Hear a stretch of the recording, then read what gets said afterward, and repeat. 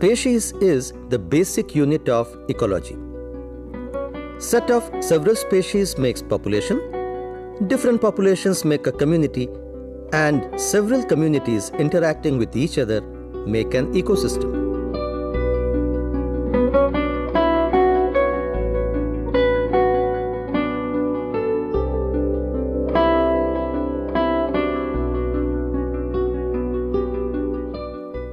Each biotic community lies in an abiotic environment called biotope. The biotopes provide material and energy to the communities inhabiting it. This means there is an interaction between the biotic communities and their environment.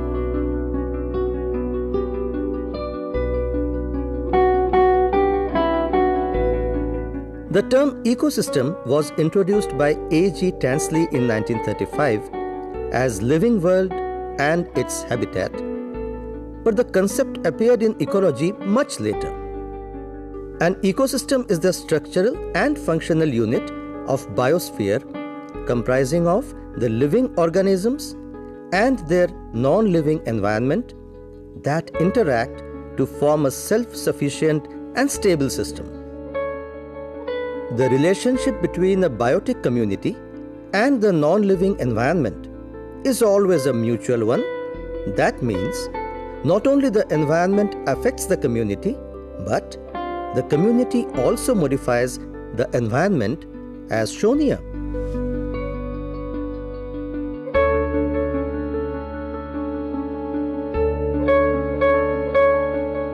Ecosystem has been assigned various names by different workers, such as biocenosis by Carl Moebius in 1877, microcosm by S. A. Forbes 1887, Holocene by Frederick in 1930, biosystem by Thienemann in 1939, biogeocenosis by Sukhachev in 1944, and ecocosm by R. Mishra in 1960. The importance of ecosystem lies in the flow of energy and the cycling of matter between the living and non-living components of the system. The study of ecosystem offers a holistic approach. That is, it gives a complete picture of the unit, which is more important than the individual components of the system. Ecosystem approach involves the following important aspects: flow of energy from living to non-living, cycling of matter between biotic and abiotic components, functional relationship between the organisms themselves and the environment.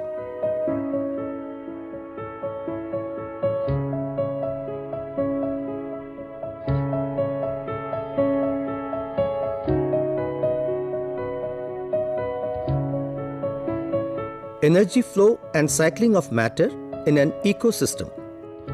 An ecosystem always remains in balanced condition unless it is disturbed by man. The science of control of the ecosystem is called cybernetics.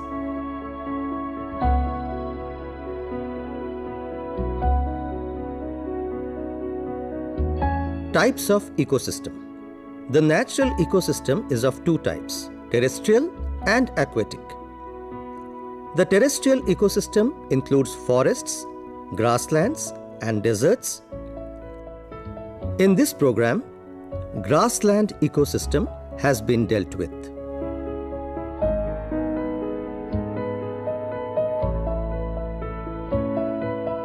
Grasslands, also called rangelands, provide forage and habitat to the grazing animals and wildlife. In the rural areas, dried hay is collected from grasslands, especially the tall grasses, and are used as fuel, fodder, and thatching material. Grasses are very good soil binders due to extensive fibrous roots and thereby significantly reduce the soil erosion. In India, the area under various kinds of grass cover is estimated to be 18 to 19% of the total land. The annual production of dry grass or hay is about 250 million tons. Growing grasses along with forest trees like teak and sal is called agroforestry, in which the ground floor of soil is used for growing grasses. In grassland ecosystem, the rainfall is from 25 to 75 centimeters per year. In such a low amount of rainfall, the big trees can't survive. The grasses attain a height of 2 to 3 meters.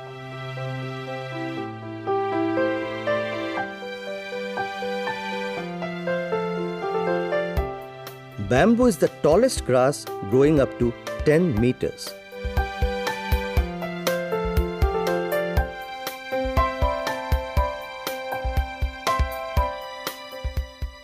Grasslands in temperate regions are pure grasslands without trees.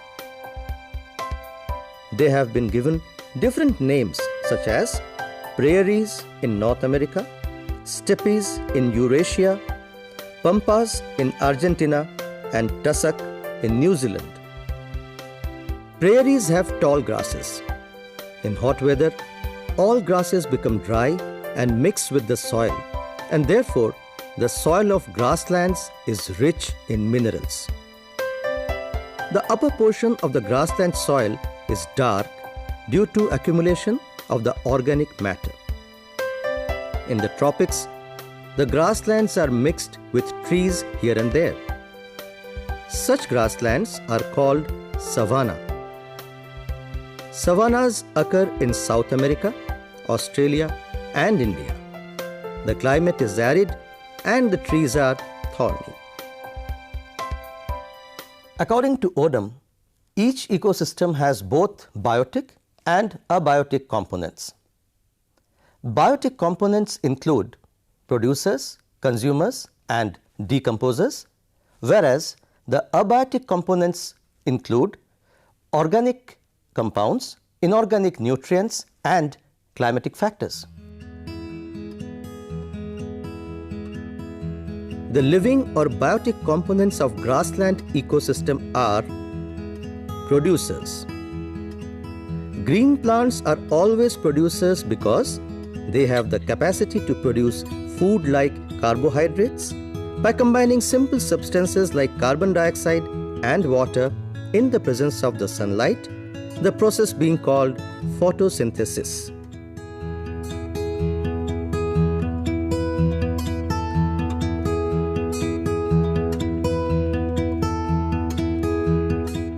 The common producers grasses of Indian grasslands are Diasanthium, Sehima, Phragmites, Saccharum, Cynodon, Cymbopogon, etc.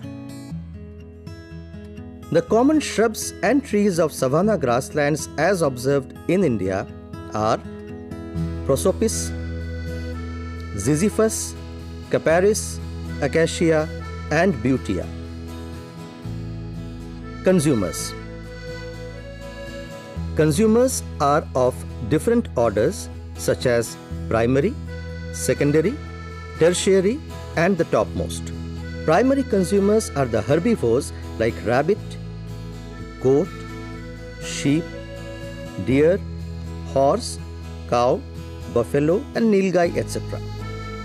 Primary consumers are called the secondary producers because all carnivores depend on them for their food. Charles Elton has called the primary consumers as the key industry animals. Several insects like grasshoppers, leafhoppers are also common. Spiders are also found in plenty. Burrowing herbivores like rats are also found in plenty. Secondary consumers are carnivores like snakes, fox, jackals, and wild dogs, while tertiary consumers are wolf, panther, and birds like kite, vulture, and peacock. Decomposers. These include bacteria and fungi which act upon the dead bodies of producers and consumers and return minerals locked in them to the soil. Grasslands form a variety of ecosystems which are located in different climatic conditions ranging from near desert conditions to patches of shola grassland that can be found on the hill slopes near the very moist evergreen forests in South India. The Himalayan forests show grasses mixed with conifers. There are tracts of tall elephant grass in the low-lying Terai belt of Himalayan foothills. The animals migrate up to the high-altitude grasslands in summers and move downwards in the forests when the snow covers the grasslands. This ecosystem supports several endangered species of animals such as tigers, elephants, rhino, etc. Other common animals are wild ass, hungal, Kashmir stag, langur, and pygmy hawk. The semi-arid land of eastern India, central India, and the Deccan are covered with patches of grasses with thorn forests. The common animals here are wolf, the black buck, and chinkara. The shola grasslands are common in Western Ghats, Nilgiri, and Palni hills. Brisa minor, a grass with beautiful flowers, adds to the beauty of these hills. Grasslands of Madhya Pradesh. S.D.N. Tiwari and R. Mishra have studied the grasslands of Madhya Pradesh and recognized 8 types of grasslands. Some grasses of economic value are Allotropis, which is found in the wasteland and sandy soil and has an economic importance of being a fodder. Andropogon, which is found in the hilly areas, is also used as fodder. Apluda. This type of grass is found on the slopes and bunds, and it serves as a soil binder as well as fodder. Arundiniella. This particular type of grass is found in marshes and is used for thatching roof. Cenchrus. This is a grass commonly found in plains and offers an excellent type of fodder. Chrysopogon. This grass is found in forests and again is a good fodder. Cymbopogon martine. This particular grass is found in the plains of Betul, Chhindwara and Mandla, and it is a source of commercial Russian grass oil used in soap making. Functions of grassland ecosystem. Grasslands are the grazing areas for many rural communities. Farmers who keep cattle and goats, as well as shepherds who keep sheep, are highly dependent on grasslands. Domestic animals are also grazed on the common land of the village. Dry grasses are collected as fodder and stored to feed the cattle in summers when there is no grass left for them in the grasslands. Grass is also used to thatch houses and farm sheds. Thorny bushes and trees in savanna grasslands of India are used as fuel wood. Most of the grasses in tropical countries like India are C4 plants. They can use even the minimum amount of carbon dioxide that is present in the air. They start photosynthesis even when the carbon dioxide content is as low as 1 to 10 ppm, whereas C3 plants like soybean require 50 to 150 ppm. The production of C4 plants is more, and most of the grasses occupy this category. Cynodon, popularly known as Bermuda grass or doob grass, is a plant which is observed commonly throughout the world. And in India, They have got some religious value also, as they are offered in worship to some of the deities and gods in the Hindu religion. In many areas, grasslands have been used for centuries by pastoral communities. Due to population explosion and industrialization, grasslands have been converted to residential areas and industries. Farmers have started cultivating cash crops like sugarcane and soybean. It needs more irrigation and has made the soil saline. Short-term economic gains should not go at the cost of long-term economic losses and ecological losses. The number of grazing animals has increased and present-day grasslands cannot support it. Therefore, grasslands are undergoing deterioration. Fires, natural as well as man-made, result into the degradation of grasslands ecosystem. In India, the area under grasslands has squeezed to only 3.7% at present.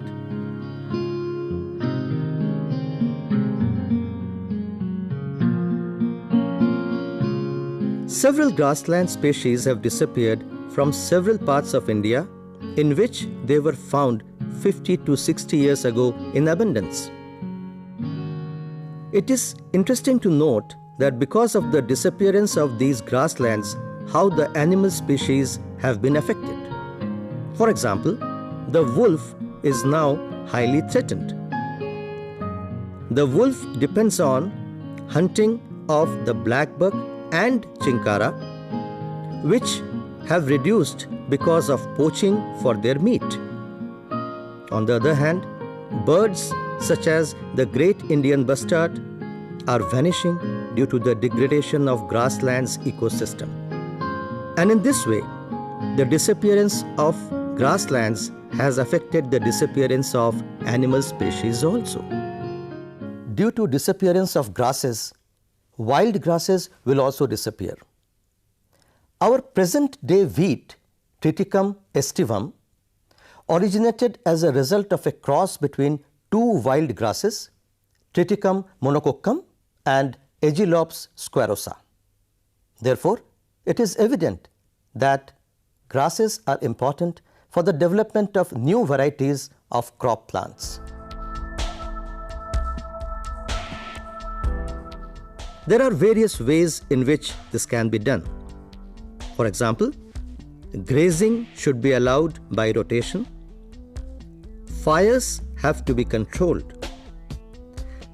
Different grasslands must be declared as national parks and sanctuaries where not only grasses shall be protected, but animals like wolf, chinkara, and birds like bustard and floricus will also be conserved. Grasslands should not be converted to industrial areas. Awareness should be created in the common man about the long-term advantages of the grassland ecosystem. And keeping grasslands alive should always be a national priority.